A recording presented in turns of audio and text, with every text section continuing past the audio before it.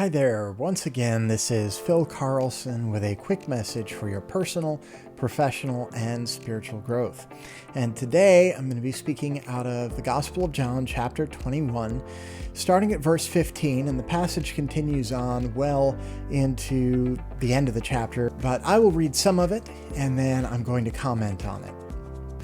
So starting at verse 15, "So when they had finished breakfast, Jesus said to Simon Peter, 'Simon, son of John, do you love me more than these?' He said to him, 'Yes, Lord, you know that I love you.' Jesus said to him, 'Tend my lambs.' He said to him again a second time, 'Simon, son of John, do you love me?' And Peter said to him, 'Yes, Lord, you know that I love you.' And Jesus said to him, 'Shepherd my sheep.' Then Jesus said to him the third time, 'Simon, son of John, do you love me?' Peter was grieved because he had said to him the third time, 'Do you love me?' And he said to him, 'Lord, you know all things. You know that I love you.' Jesus said to him, 'Tend my sheep. Truly, truly, I say to you, when you were younger, you used to gird yourself and walk wherever you wished. But when you grow old, you will stretch out your hands and someone else will gird you and bring you where you do not wish to go.' Now this he said, signifying by what kind of death he would glorify God. And when he'd spoken this, Jesus said to Peter, 'Follow me.' Peter, turning around, saw the disciple whom Jesus loved following them, the one who had leaned back on his bosom at the supper, and said, 'Lord, who is the one who betrays you?' So Peter, seeing him, said to Jesus, 'Lord, and what about this man?' Jesus said to him, 'If I want him to remain until I come, what is that to you? You follow me.'" So, a powerful message here in this passage that is related to the message that I talked about in the previous video, speaking about John chapter 14, verses 1 through 3, and really the last few verses of John chapter 13. And it is when we've come out of a season where we have failed God in a major way, through lying, stealing, cheating, whatever, some kind of major sin, or some kind of an issue of just feeling like we weren't able to add up to what we thought God was calling us to, where we failed in an attempt big time. Maybe your business has gone bankrupt. Maybe your wife has left you or your husband has left you. Maybe there is a death in the family that is absolutely devastating, and that led to a season of no more prayer, no more Bible reading, no longer going to church, and you're just starting to come back. I think this passage speaks to that. Famously, Jesus asks Simon Peter 3 times, "Do you love me?" Now, there's an interesting thing about the word translated as love here. Now, many scholars like to point out that the Gospel of John is written using primarily 2 words for love. One is agape, one is phileo. And it seems that in most of John's writings, phileo and agape are interchangeable. So they basically mean the same thing. But something unique happens in this passage, and a number of Bible scholars have looked and said, I think John is doing something different here. He's actually making these 2 words for love mean something different. And so the first 2 times that Jesus asks Peter if Peter loves Jesus, he asks Peter, "Do you agape me?" And it seems that in this passage, agape is indicative of sacrificial love, the kind of love that Jesus demonstrated going to the cross.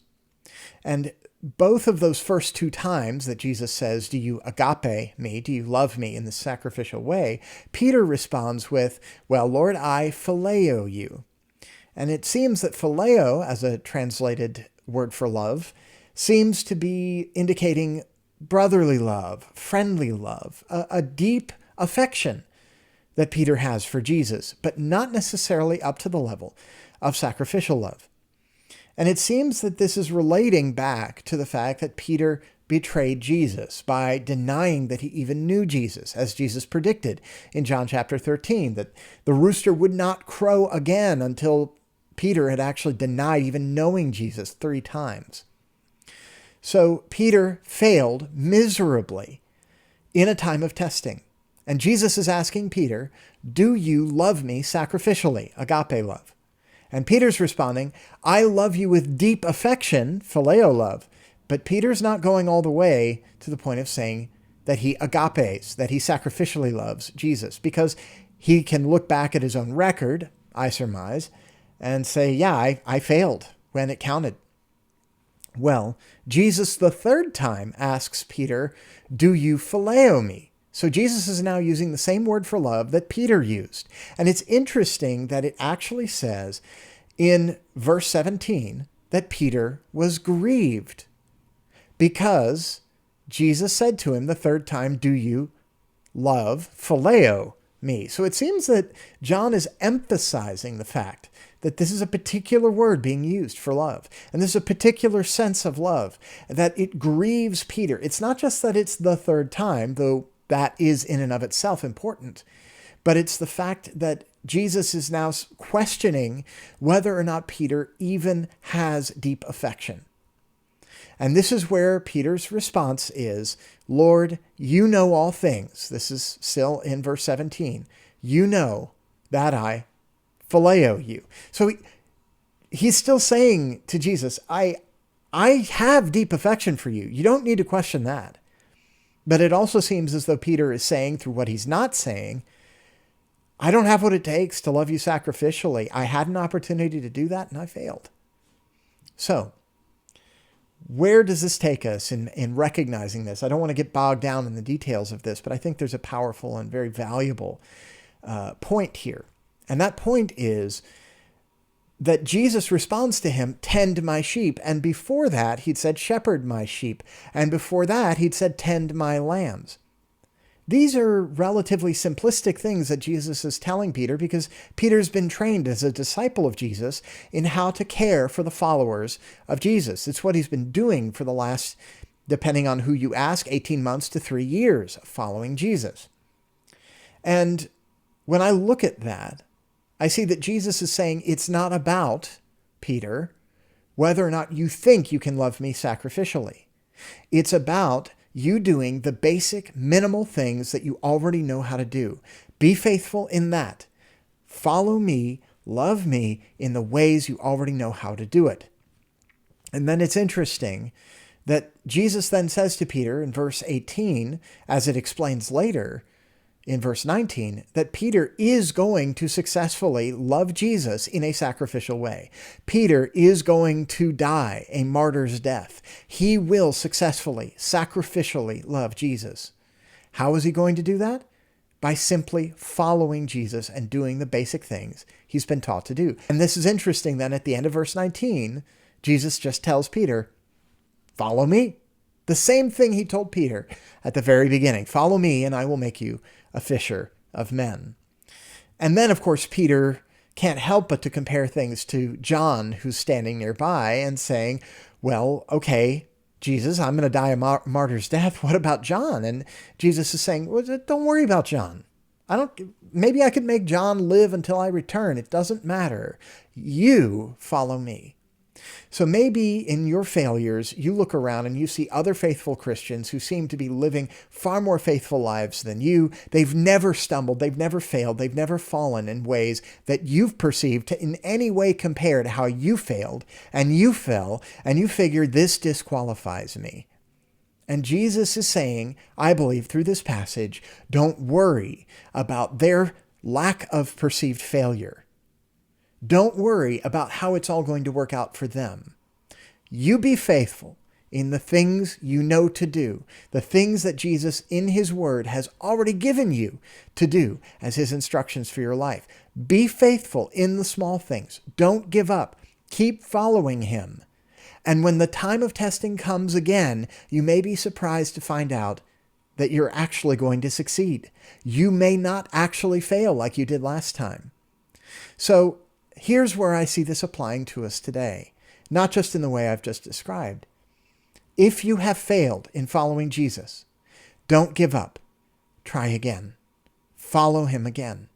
Go after this life in him again. If your shortcomings and your weaknesses are not enough, Jesus is not surprised by this. Jesus was not surprised by Peter's shortcomings. Jesus was not surprised by Peter's failings or sin. He actually told him, you're going to sin big time. You're going to deny you even know me. Jesus already predicted this in John 13. And so in John chapter 21, he's telling Peter, just get back up and keep going. Keep following me. A really encouraging verse that I think relates to this is found in 2 Corinthians chapter 12, verse 9. And it's Paul describing a situation he went through where there was something he needed removed from his life that was making him weak. And he felt exasperated. He was desperate for the Lord to remove it from his life. And this is how the Lord replied to Paul and his prayers. In verse 9, it says, Paul says, "And he has said to me, my grace is sufficient for you, for power is perfected in weakness. Most gladly, therefore, I will rather boast about my weaknesses, so that the power of Christ may dwell in me. Therefore, I am well content with weaknesses, with insults, with distresses, with persecutions, with difficulties, for Christ's sake, for when I am weak, then I am strong." So wherever your weaknesses lay, wherever you may have found that you sinned and you feel that you failed God, do not worry about this thing. Bring it to the Lord and let him show you how through your weaknesses, he will show himself strong, not just on your behalf, but he will glorify himself through you as you are restored, as you seek to continue to follow and be faithful in the small things. You don't have to do something great for God to make up for what you've gone through. Simply be faithful in the little things and follow him, and you will be amazed at how God can redeem even the most dirty, the most rejected, the most disappointing sinner that there is, because he has no second-class sons or daughters. Either you are his son or you aren't. Either you are his daughter or you aren't. And you may be the black sheep in the family in your own eyes, but if you continue to repent and come to him, you still have a place at the table. You still have a dwelling place in his Father's house, as Jesus talked about in John chapter 14. Well, I hope this was encouraging to you. God bless you and have a great day.